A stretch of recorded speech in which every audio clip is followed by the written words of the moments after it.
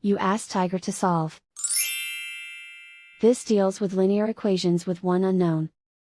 The final result is x equals 8.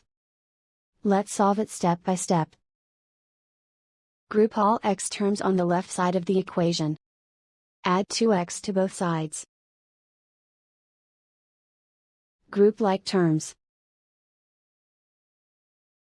Simplify the arithmetic. Group like terms. Simplify the arithmetic. Group all constants on the right side of the equation. Subtract 12 from both sides. Simplify the arithmetic.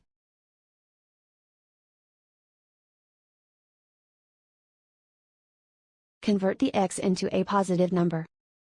Multiply both sides by -1.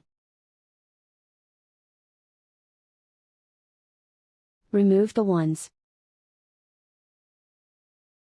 Simplify the arithmetic.